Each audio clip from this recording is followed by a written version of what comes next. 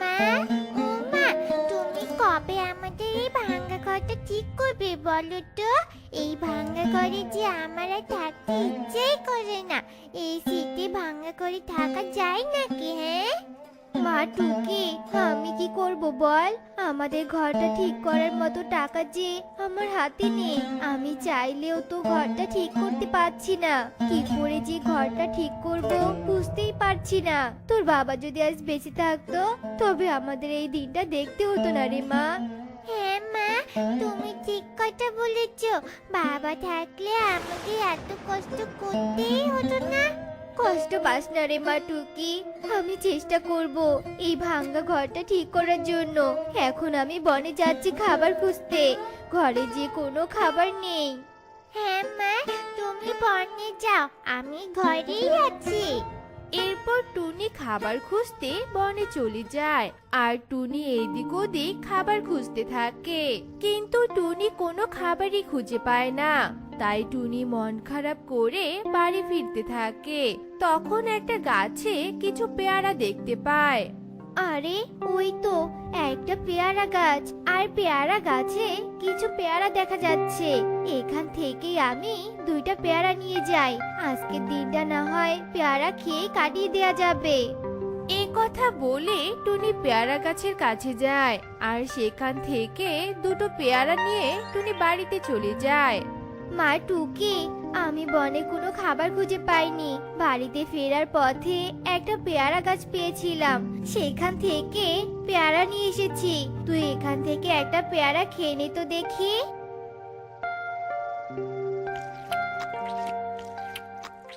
ও মা, এই পেয়ারার ভিতরে তো অনেক বীজ।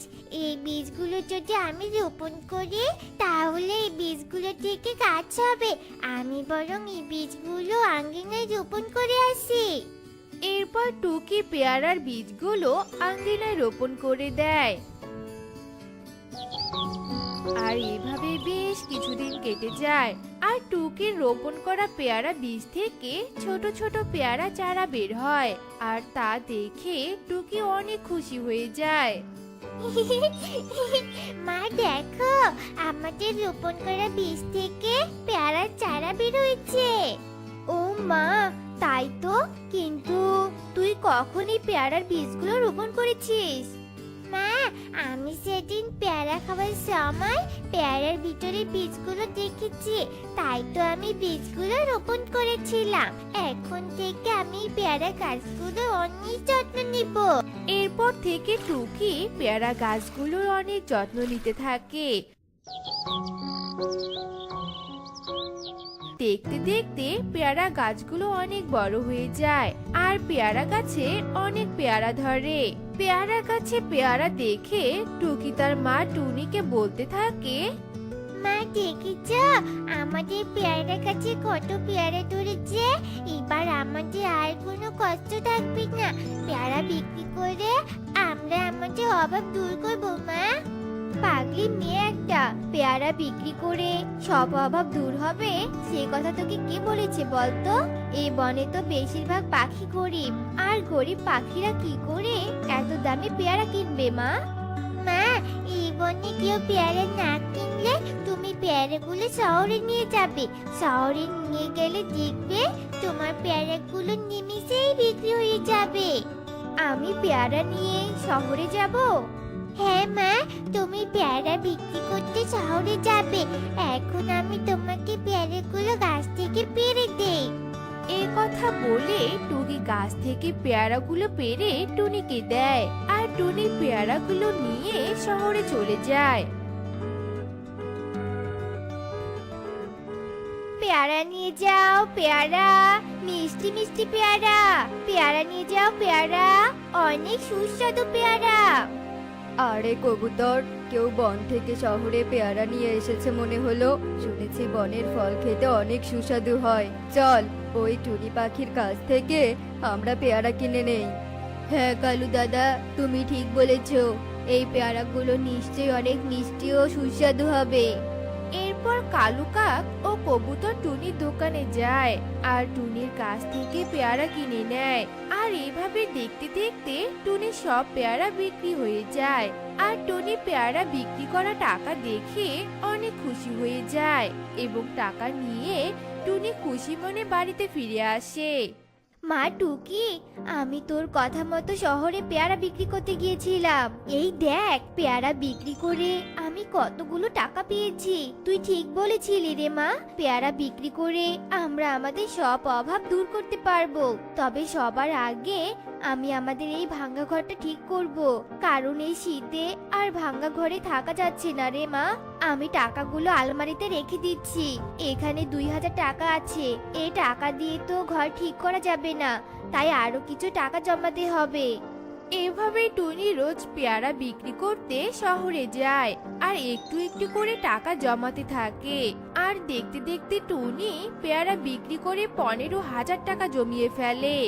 টুকি, আমি পেয়ারা বিক্রি করে 15,000 টাকা জমিয়েছি। এই টাকা দিয়ে আমি নতুন করে একটা ঘর দিব। আজ তো রাত হয়ে গেছে, তাই আজ আর বাজারে যাওয়া হবে না। আমি কাল সকালে বাজারে গিয়ে কাঠ নিয়ে আসবো। এখন তুই ঘুমিয়ে পড় তো মা, আমার একটু কাজ আছে। আমি কাজটুকু শেষ করে ঘুমাবো।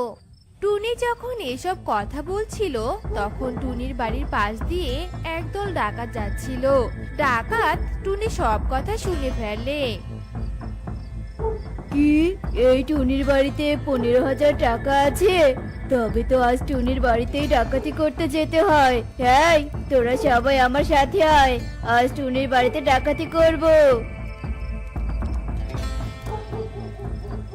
কে কে তোমরা? আর তোমরা আমাদের ঘরে কেন এসেছো? চলে যাও বলছি, চলে যাও। চলে যাব? কিন্তু আমরা যে চলে যেতে আসিনি। এসব তোমরা কি বলছো? আমি তো কিছুই বুঝতে পারছি না। আমি তোকে সব বুঝিয়ে বলছি। তোর ঘরে যে 15,000 টাকা আছে তা আমাদের দিয়ে দে, তাহলে আমরা এখান থেকে চলে যাব। না, ওই টাকা আমি কিছুতেই তোমাদের হাতে দিতে পারবো না। তোমরা এক্ষুনি এখান থেকে চলে যাও, চলে যাও বলছি। কি কি বললি তুই? আমাদের টাকা দিবি না? তাহলে তোর মেয়েকে তোর চোখের সামনেই মেরে ফেলবো। তুই কিছুই করতে পারবি না। হা হা হা হা হা। না, তোমরা দয়া করে আমার মেয়ের কোনো ক্ষতি করো না। আমি এক্ষুনি তোমাদের টাকা দিয়ে দিচ্ছি, এক্ষুনি দিচ্ছি। এরপর টুনি ডাকাতকে সব টাকা দিয়ে দেয় আর ডাকাতের দল টাকা নিয়ে সেখান থেকে চলে যায়। আর টুনি ও টুকি অনেক কাঁদতে থাকে। মা, ও মা, আমার অনেক ভয় করছে মা। ওরা একটু হলে আমাকে মেরেই ফেলতো। কাঁদিস না রে মা, কাঁদিস না। তোর কান্না যে আমি আর সহ্য করতে পারছি না। হে সৃষ্টিকর্তা, তুমি কেন আমাদের এত বড় সর্বনাশ করলে? এত কষ্ট করে আমি টাকাগুলো জমাচ্ছিলাম, আর ডাকাতে এসে আমার সব টাকা নিয়ে গেল। এখন আমি ঘরটা কি করে ঠিক করব, কি করে? আর এভাবে রাত গড়িয়ে ভোর হয়ে আসে। আর পরের দিন সকালে টুকি বন্ধুদের সাথে খেলা করতে যায়।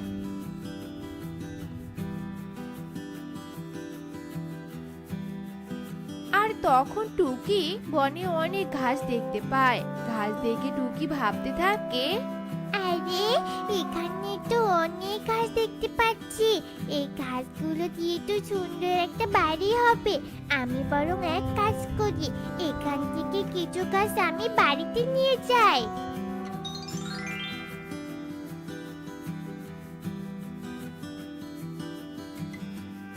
মা টুকি, তুই এই ঘাসগুলো বাড়িতে নিয়ে এসেছিস কেন? তুই কি পাগল হয়েছিস নাকি বলতো? না মা, আমি পাগল হইনি। আমি ঘাসগুলো এনেছি, তার একটা কারণ আছে। কি কারণ রে মা? এই ঘাসগুলো দিয়ে সুন্দর একটা বাড়ি হবে। তুমি এই ঘাসগুলো দিয়ে সুন্দর করে একটা বাড়ি বানাও মা, তাহলে আর আমাদের ভাঙা করে থাকতে হবে না। ঘাস দিয়ে আবার বাড়ি হয় নাকি রে মা? হবে মা, হবে। তুমি একবার বানিয়ে দেখো না। এরপর টুনি আর কোনো কথা না বাড়িয়ে ঘাসগুলো দিয়ে একটা বাড়ি বানাতে শুরু করে। আর দেখতে দেখতে টুনির ঘাস দিয়ে বাড়ি বানানো শেষ হয়ে যায়। টুকি, সত্যি তো ঘাস দিয়ে বাড়ি বানানো যায়। আর বাড়িটা তো দেখতে অনেক সুন্দর হয়েছে রে মা। তবে এখন থেকে আমরা এই ঘাসের বাড়িতেই থাকবো। হ্যাঁ মা, আমরা এখন থেকে ঘাসের বাড়িতেই থাকবো। আমাদের আর কষ্ট করে ভাঙা বাড়িতে থাকতে হবে না মা। এরপর থেকে টুনি তার মেয়েকে নিয়ে ঘাসের বাড়িতে সুখেই দিন কাটাতে থাকে। শিমুলতলি বনে এক বিধবা টুনি তার মেয়ে টুনটুনকে নিয়ে বাস করত। টুনি অনেক গরিব পাখি ছিল। দিনমজুরের কাজ করে টুনি কোনো রকমে তার মেয়েকে নিয়ে সংসার চালাতো। মা, ও মা, ফিরে এসেছো তুমি? আমার জন্য খাবার এনেছো মা? তোমার মেয়ে যে ভীষণ ক্ষুধা পেয়েছে মা। আমি তো জানি আমার মেয়ের ক্ষুধা পেয়েছে। নে মা, এই খাবারটুকু খেয়ে নে। আজ কাজ করে বেশি টাকা পাইনি রে সোনা, যার জন্য বেশি খাবার আনতে পারিনি। মা, তুমি আমাকে খাবার দিলে, তুমি খাবে না? আমাকে যে সবটুকু খাবার দিয়ে দিলে তুমি।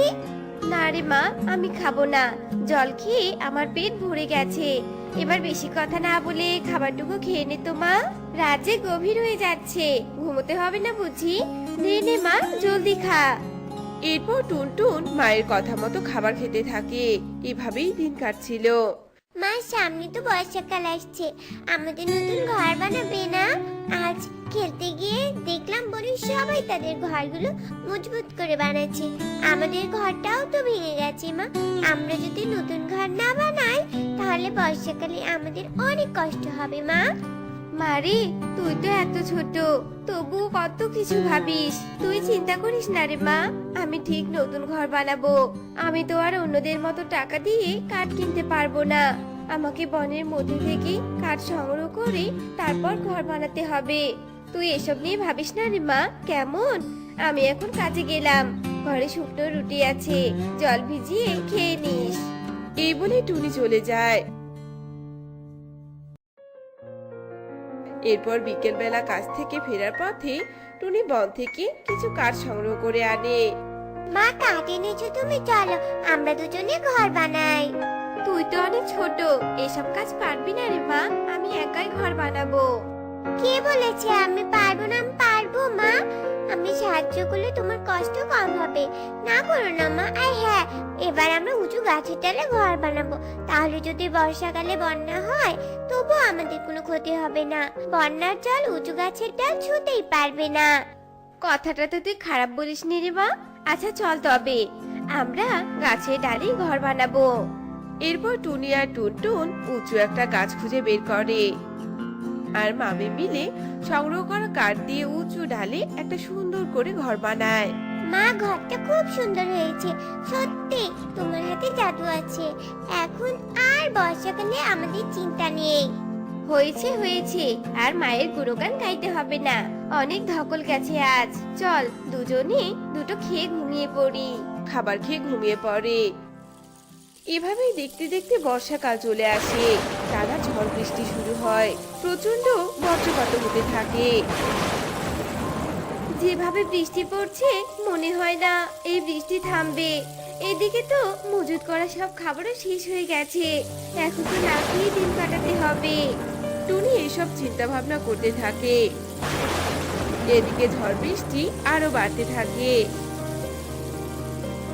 এভাবে চলতে চলতে এক সময় বনের মধ্যে বন্যা দেখা দেয়। বন্যার জলের স্রোত এত তীব্র যে বাড়িঘর গাছপালা সব ভাসিয়ে নিয়ে যেতে থাকে। এদিকে টুনির ঘরটাও আর টিকতে পারে না, আর টুনির ঘর বন্যার জলে ভেসে যায়। মারে, আমাকে তুই শক্ত করে ধর। ছাড়িস না মা, একদম ছাড়িস না, নইলে যে জলে ভেসে যাবি সোনা।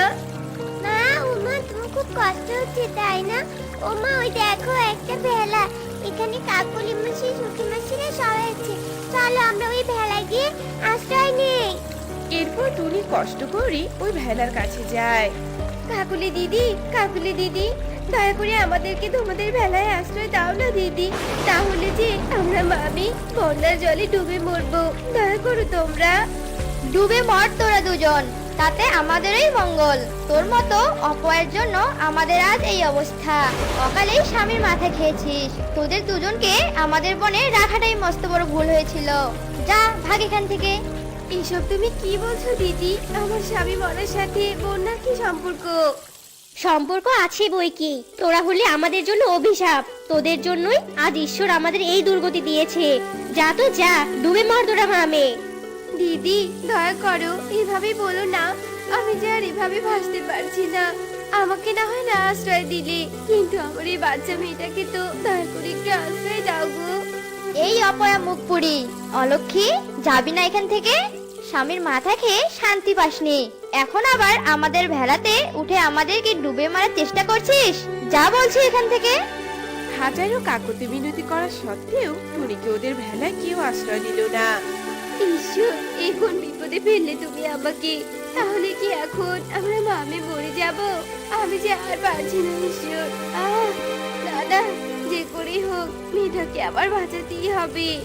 টুনি টুনটুনকে পিঠে নিয়ে সাঁতার কাটতে থাকে, কিন্তু স্রোত থাকার কারণে কিছুতেই টুনি সামনের দিকে এগিয়ে যেতে পারছিল না।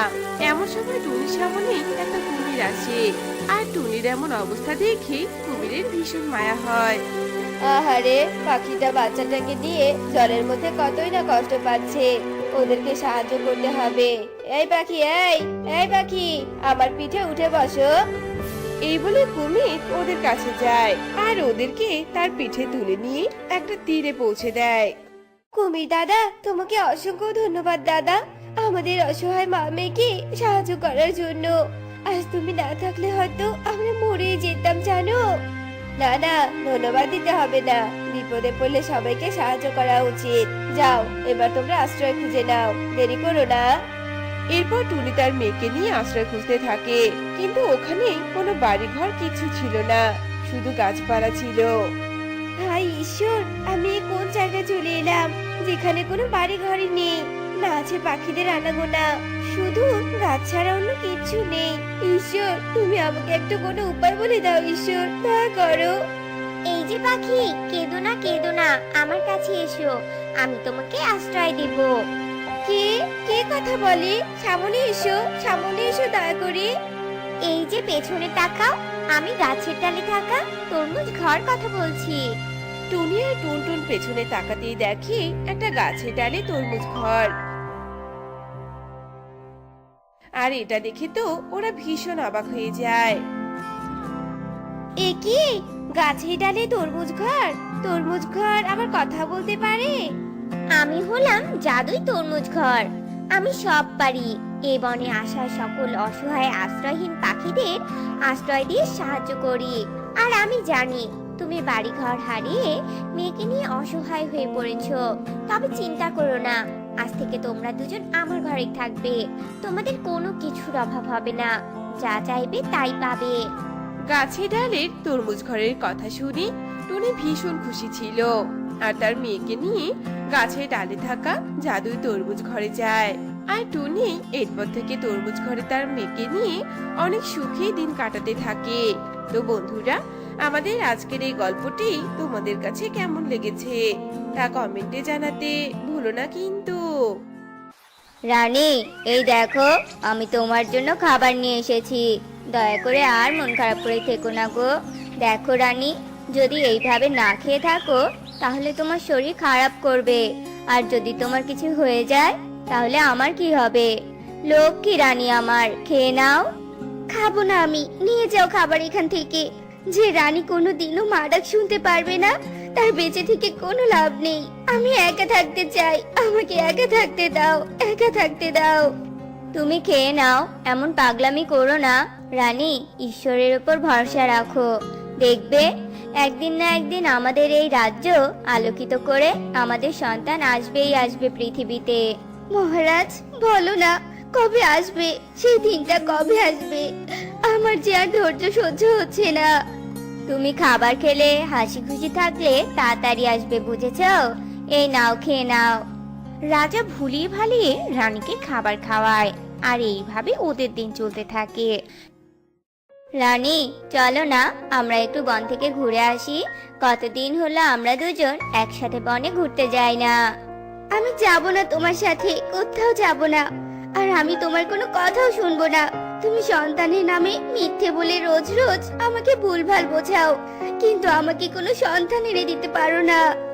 রানী, এইভাবে ঘরবন্দি হয়ে থাকা যাবে না রানী, তুমি যদি আমার সাথে ঘুরতে যাও তাহলে তুমি মা ডাক শুনতে পারবে। সত্যি বলছো? চলো তাহলে, তাড়াতাড়ি চলো, আমি যাব তোমার সাথে। রাজা রানীকে ভুলভাল বুঝিয়ে বনে ঘুরতে নিয়ে যায়। কি গো, তুমি যে বলেছিলে বনে ঘুরতে আসলে মা ডাক শুনতে পারবো, কই আমি কোনো সন্তানকেই তো দেখতে পাচ্ছি না। আহা রানী, এখন চুপ করে একটু বনের সৌন্দর্য উপভোগ করো তো। রাজার এমন ধমকে রানী চুপ হয়ে যায়, আর ওরা দুজন আবারও সামনের দিকে চলতে থাকে। এমন সময় ওরা কারো কান্নার আওয়াজ শুনতে পায়। মহারাজ, মনে হচ্ছে আশেপাশে কেউ কাঁদছে। আমি কান্নার আওয়াজ শুনতে পাচ্ছি মহারাজ। হ্যাঁ রানী, আমিও তাই শুনছি। চলো তো দেখি কে কাঁদে। রাজা রানী এদিক ওদিক তাকাতে থাকে। এমন সময় ওদের চোখে পড়ে গাছের নিচে কান্নারত একটা ছোট্ট পাখির ছানাকে। এই যে মিষ্টি মেয়ে, তুমি এভাবে কাঁদছো কেন? কি হয়েছে তোমার? আমাদের খুলে বলো। আর তোমার বাবা মাই বা কোথায়? আমি হলাম টুকি। আমি ছোট্ট থেকে আমার মা বাবাকে দেখিনি। আমি দুঃসম্পর্কের এক মাসির কাছে থাকতাম, কিন্তু মাসি আমাকে রোজ অত্যাচার করত, কিছুই খেতে দিত না। আজকে আমি একটা প্লেট ভেঙেছি জন্য মাসি আমাকে মেরে বাড়ি থেকে তাড়িয়ে দিয়েছে। আহা, তোমার এত দুঃখ, তুমি কেঁদো না মা। আমার অনেক ক্ষুধা লেগেছে। আমি কোথায় যাব, কি খাবো, কোথায় থাকবো, কিছুই বুঝতে পারছি না। আমি মনে হয় মরেই যাব। কাঁদিস না মা, তোর মা বাবা নেই তো কি হয়েছে? আজ থেকে আমরাই তোর বাবা মা। তুই আজ থেকে আমাদের সাথে রাজপ্রাসাদে থাকবি রে মা। সত্যি বলছো মা? আমি তোমাদের সাথে থাকবো? টুকির মুখের মা ডাক শুনে রানীর অনেক ভালো লাগে। রানী বলতে থাকে, কি বললি মা? আজ আমার অনেক খুশি লাগছে।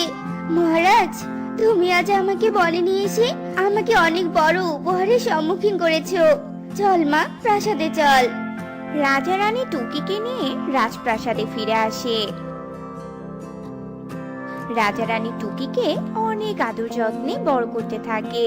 টুকি রাজা রানীর চোখের মণিতে পরিণত হয়। একদিন হঠাৎ করে টুকি খেলতে খেলতে মাথা ঘুরে পড়ে যায়। টুকির পড়ে যাওয়া দেখে রাজা রানী ছুটে ওর কাছে আসে। টুকি মা, চোখ খোল মা। কি হলো তোর? কথা বল টুকি মা। রানী কাঁদতে কাঁদতে টুকির মুখে জল ছেটাতে থাকে, কিন্তু টুকি চোখ খুলে না। এভাবে 2 দিন কেটে যায়। ওগো, আজ 2 দিন হলো মেয়েটার জ্ঞান ফিরছে না। তুমি দয়া করে আর বসে থেকো না, তান্ত্রিক বাবাকে ডেকে আনো। আমি যে আমার মেয়েকে এভাবে দেখতে পারছি না গো। রাজা তান্ত্রিকের কাছে যায় আর তান্ত্রিককে ডেকে নিয়ে আসে। মহারাজ, আপনার মেয়ের মাথায় অনেক বড় রোগ হয়েছে। এই রোগের ঔষধ আমার কাছে নেই। আমি আপনার মেয়েকে ভালো করতে পারবো না মহারাজ। তান্ত্রিকের এই কথা শুনে রাজা রানী অনেক কান্না করতে থাকে। রাজা রানীর এমন কান্না দেখে তান্ত্রিকের অনেক মায়া হয়। একটা উপায় আছে, আর সেটা হলো জোড়া সাপের মণি। রাজা মশাই, আপনি যদি পাহাড়ের গুহায় বসবাসরত জোড়া সাপের মণি এনে টুকিকে ছোঁয়াতে পারেন, তাহলে আপনার মেয়ে সুস্থ হয়ে যাবে। যতই বিপদ হোক না কেন, আমি যাব ওই পাহাড়ের গুহায় আর নিয়ে আসবো ওই জোড়া সাপের মণি। রাজা জোড়া সাপের মণি নেওয়ার জন্য পাহাড়ের গুহার দিকে রওনা দেয়। বেশ কিছুক্ষণ পর রাজা পাহাড়ের গুহায় প্রবেশ করে। জোড়া সাপ রাজাকে দেখে বলতে থাকে, শয়তান পাখি, তোরা আবারও এসেছিস আমার গুহায়। আমার সন্তানকে নিয়ে গিয়ে তোদের আশা পূরণ হয়নি, তাই না? আজ আমি তোদের শেষ করে ফেলবো। দাঁড়াও জোড়া সাপ, আমাকে মেরো না। আমি এখানে তোমার কোনো ক্ষতি করতে আসিনি। আমার সন্তান অনেক অসুস্থ, আমি ওকে বাঁচাতে তোমার কাছে এসেছি।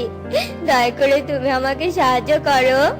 কি সাহায্য চাই তোর? হ্যাঁ, আর কি হয়েছে তোর মেয়ে? বল বল আমাকে। সাপের কথা শুনে রাজা সাপকে সবটা খুলে বলে। সব শুনে সাপ বলে, আমার মাথার মণি আমি তোকে দিব, যদি তুই আমার সন্তানকে ওই দুষ্টু ভৈরবী মাতার কাছ থেকে নিয়ে আসতে পারিস, তবে আমি তোকে আমার মাথার মণি দিব। নিয়ে আসবো, আমি আমার সন্তানের জন্য সব করতে পারবো। জোড়া সাপ, শুধু বলো কোথায় ওই ভৈরবী মাতা। জোড়া সাপ রাজাকে ভৈরবী মাতার ঠিকানা বলে। রাজা ওই ভৈরবী মাতার দিকে রওনা দেয়। বেশ কিছুক্ষণের মধ্যেই রাজা ভৈরবীর ঠিকানায় পৌঁছায়। ভৈরবী তখন তার সামনে সাপের ছানাকে বন্দি করে রেখেছিল আর যজ্ঞ করছিল। ওই তো সাপের ছানা, এই সুযোগে ভৈরবীর মায়ের কাছ থেকে সাপের ছানাকে ছিনিয়ে নিতে হবে। রাজা একটু লাঠি দিয়ে ভৈরবীকে পেছন থেকে আঘাত করে আর ভৈরবী মাতা মাটিতে লুটে পড়ে। আর রাজা সাপের ছানাকে নিয়ে জোড়া সাপের কাছে আসে। তুমি অনেক ভালো, আজ তুমি না থাকলে আমি আমার সন্তানকে ফিরে পেতাম না। তুমি আমার সন্তানকে ফিরিয়ে দিয়েছো, তাই আমি তোমাকে আমার মণি দিব। জোড়া সাপ তার মণি রাজাকে দেয়। তোমাকে অনেক ধন্যবাদ জোড়া সাপ, আমি আসি তবে, নইলে দেরি হলে আবার আমার মেয়ের কোনো ক্ষতি হবে। রাজা জোড়া সাপের মণি নিয়ে প্রাসাদে ফিরে আসে আর সেই মণি দিয়ে টুকিকে ছোঁয়ায় আর টুকির সাথে সাথে ভালো হয়ে যায়। রাজার রাজপ্রাসাদ আবারও আনন্দে ভরে ওঠে। তো বন্ধুরা, আমাদের আজকের গল্পটি তোমাদের কাছে কেমন লেগেছে তা কমেন্টে জানাতে ভুলো না কিন্তু।